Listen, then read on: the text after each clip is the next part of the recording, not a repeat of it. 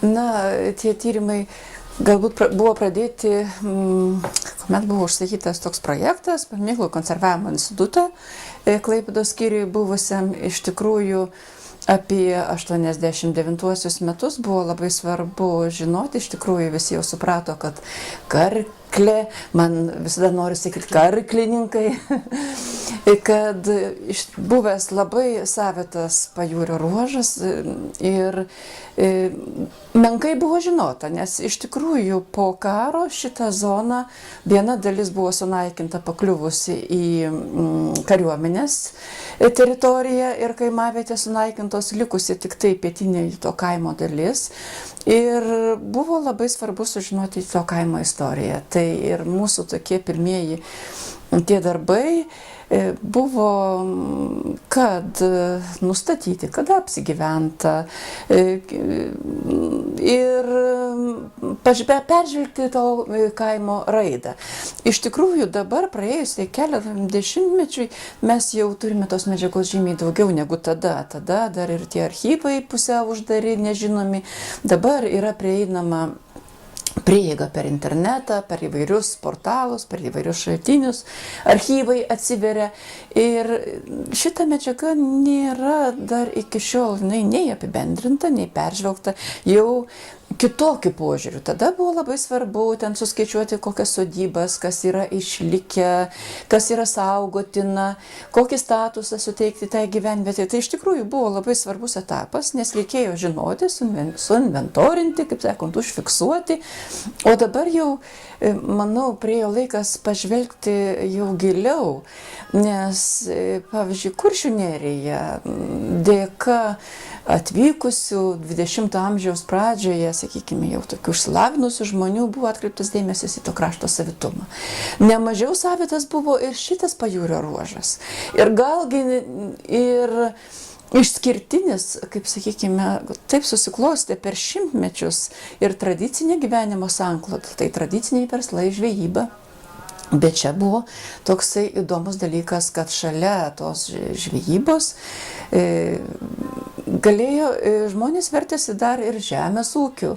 Ir čia būta ir ne tik tai žemdirbių ir žvejų, bet čia ir karčiamos kūrėsi, ir amatininkai, ir trys mokyklos, ir netgi iš tikrųjų tas kaimas apie 9 kilometrus jisai nusidriekė pajūrių ir dar 20 amžiaus pradžioje karklininkų žvėjai atvykę į Klaipėdos turgų juokaudavo, klaipėdiškiams sakydavo: mes esam žymiai didesni negu jūs, mūsų kaimas yra žymiai didesnis pajūrių driekiasi. Tai štai ir galima jau dabar, sakykime, jeigu mes dar pridėję prieš tos 30 mečius tą studiją, būdavo sudėtinga perversti laikraščių komplektus, nes iš tikrųjų tai yra didžiausi tomai. Dabar tai yra pasiekiama internete ir tenka skaityti labai daug įdomių istorijų apie to krašto gyventojų gyvenimo. Yra ir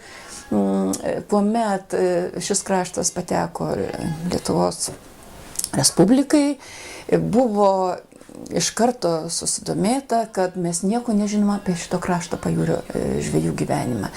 Buvo pradėta ir važinėti, ir kalbinti vietinius žvejus. Tai ta medžiaga dar yra išlikusi, tik tai reikia ją susisteminti, pasižiūrėti.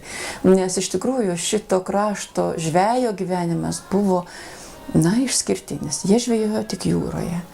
Žvejyba jūroje pavojinga, su savo menkais laiveliais, bet jie sugebėdavo nuplaukti toli. Ir reikia pastebėti, kad tie žvejai tai iš tikrųjų atvykę iš Kuršo, jau kuomet jos ištuštėjusi kraštą ordino laikais jie pradėjo keltis ir kurdintis. Jeigu Kuršių nerijoje jie išlaikė palyginus mažai, turėjo išlaikė savitumą. Čia irgi nemažiau jie išlaikė tą savitumą, nes ne bet kas ryžosi plaukti į jūrą su nedideliu laiveliu. Ir mes skaitome įvairias istorijas, kad neretai netgi plaukdavo žvejoti, neretai ištisomis šeimomis, net ir moteris, kuomet būdavo tas žvejybos laikas, kuomet galima buvo pagauti ir leidžiama buvo jūroje žvejoti jau ir brangesnė žuvis, ir lašišas, ir visas kitas. Tai netgi kartais žūdavo ištisos šeimos. Tai sakykime, dabar aš taip galvoju, kad karklė yra, žinoma, pasikeitusi. Jeigu mes ten apie 89 metus žinojame išlikusius apie kelias dešimtis, tik tai vietinių gyventojų, tų palikuonių likusių. Ir per tą sovietmetį jau ir tie tradiciniai verslai nunyko ir tos sodybos keitėsi. Tačiau mūsų tai toks išliko tik tai vienas kapinaitės iš buvusių 4 karklės kapinių. Tai šitose kapinėse įvairiose, nors yra jos jau nužymėtos, jau šiaurinėje dalyje karklininkų, mes žinome, kad buvo palaidota ne tik tai vietiniai gyventojai, bet ir ties Olando kepurė, tas ruožas, pajūrio ruožas buvo gana pavojingas ir pasitaikydavo, kad čia žūdavo ir išmesdavo į krantą ir jūreivių iš laivų. Ir tai ne vienas atgulė karklės kapinėse. Tai manau, kad reikėtų ir derėtų įamžinti tų žmonių atminimą. Tai yra, aišku, įmanoma surinkti, bet reikia šiek tiek padirbėti su spauda ir šiaip kitais dar šaltiniais. Jų yra pakankamai daug. Tuo metu, kaip minėjau, mes dirbome, mes turėjome vieną tikslą, daugiau patyrinėti išlikusi paveldą, materialų išlikusi, tačiau kitas gyvenimo būdo. Iš tikrųjų, kaip tyrinėtojai jau dabar įvardyja, kad tai 20 amžiaus pirmoje pusėje, tai tam buvo išlikęs tam tikras kaip ir savitas etnokultūrinis rezervatas, su savita gyvensena, savitais papročiais, ir jis labai skyrėsi ir nuo Kuršių marių gyvenviečių ir nuo Kuršių nerijos gyvenviečių. Bet noriu pasakyti, kad jie susisiekdavo su Kuršių nerijos žvejais, nes jie atplaukdavo kartais žvejoti. Iki pat Nemirsetos jie atplaukdavo ir jie bendraudavo, ir jie kalbėdavosi ir turbūt prisimindavo savo senus žodžius, kuriuo jau šičia gal susimaišė su žemdirbiais ir truputėlį buvo primiršę senuosius kuršiškus papročius. Jie bendraudavo, susitikdavo ir taip. Apie 1871 metų surašymas ir ten iš virš 800 užfiksuotų gyventojų, gal apie 900, tai pažymėta, kad 600 gyventojų buvo gimę šitame kaime. Tai liudija, kad tų ateivių netiek ir daug būdavo, kadangi jie, tarpusavyje bendraudavo, tarpusavyje ir tuokdavosi ir tuo būdu išlaikydavo tas tradicijas. Bet aišku, būdavo, kad nuotakų atkeliaudavo ir iš kitur. Taip pat, jeigu ten 19 pabaiga, jau jie truputėlį prakuto ir būta žemdirbių, tas buvusios Kulminis kaimas pietinėje miesto dalyje, jisai, kur gyvena turtingesni žemdirbiai, ir čia atkeliaudavo ir darbininkai, samdydavo darbininkus ir iš buvusios didžiosios Lietuvos, kadangi fiksuojami ir katalikų, jų nedaug, tai vis dėlto tų vietinių gyventojų per šimtmečius jie dominavo, tie vietiniai gyventojai, kurie būtent ir perdavė tas tradicijas. Žvejai turėjo visada savitus ritualus, plaukdami į jūrą ir grįžę, nes ir jų tarpe, sakykime, kad ir čia mes evangeliškas, liuteroniškas kraštas, bet žvejai laikėsi savų tradicijų. Jie, kaip sakant, jie laivuose kalbėdavo tik kuršiškai. Tas pats, kas ir Kuršių nerijoje, labai yra artima ta kultūra, bet šiam, kadangi tas kraštas buvo pajūrio ruožas atviras visiems, čia ir netoli tas pajūrio kelias, kuris ėjo iš Klaipėdos, vedė į Rygą ir toliau į Sankt Peterburgą, Čia matė ir keliaujančių žmonių, čia buvo taip pat ir atviras pasauliui, kartu ir išlaikantis savo tradicijas, ypatingai žvejai išlaikė savo tradicijas. Ir vėliau jų mažėjo, jeigu paskutinis yra 42 metų surašymas iš virš 200 tų namų ūkių, kurių buvo, tai maždaug 5/5, kurie vertėsi žvejybą.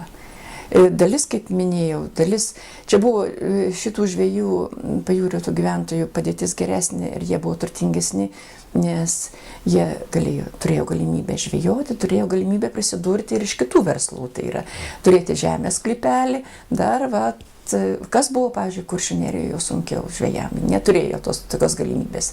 Mito viena žvejybos, bet čia reikia atsiminti, kad tai buvo tik jūrinė žvejyba. Mėgdavo atvykti ir tas žavėjo, tai yra tas laukinis pajūris, jisai nėra suoliukų dar, nėra nieko, bet tai ir kas buvo labai vietiniam gyventojam labai keista matyti, kad tai buvo tarsi kažkoks tai nudistų pliažas, mėgdavo tokio pobūdžio poilsiautojai. Nebuvo jų gausų, bet kas žinojo, mielai vykdavo, iš tikrųjų, ta aplinka žavėjo, būtent dar nepaliesta, nesukultūrinta. Bet čia reikėtų apie tą kurortą, dar reikėtų pasidomėti daugiau, būtent jau atsiranda, turbūt yra kažkokia statistika fiksuota ir taip toliau. Aš dar nepaminėjau, kad labai svarbus, čia jau peršoku truputėlį, kodėl tie čia žvejai buvo ir turtingesni trupučiu, nors būdavo, kas vertėsi vien tik tai žvejyba, mažos tos trobelės pajūryje, iš tikrųjų žvejai gyveno paprastai tradiciškai prie pat jūros, kas vertėsi žvejyba ir žemdirbystė, jie turėjo tas savo sodybėlės atokiau, turtingesni jau, kur yra žemės geresnės, kur priemolis yra, kur augindavo įvairius javus ir taip toliau. Bet dar svarbi buvo jų šaka, tai yra gintaro rinkimas. Ir išimtinai ta teisė buvo suteikiama tik žvejams. Nes būtent, kad jie galėtų prisidurti prie tam tikras pajamų šaltinis. O šitos pakrantės karklės buvo turtingos gintaru. Tuo metu jau rudeninių audrų metu ir aptikdavo ir nemenkus gintaro gabalus iki kilogramo yra užfiksuota, kad netgi ir iš karklės berods, kiek aš atsimenu, kad iš karklės pajūrio atrastą gintaro gabalą dovanojo prezidentui Smetonai jo gimtadienio 60-ojo jubiliejaus proga. Ir gintaro rinkimas jau buvo sutvarkytas ir žinomas nuo seniausių laikų.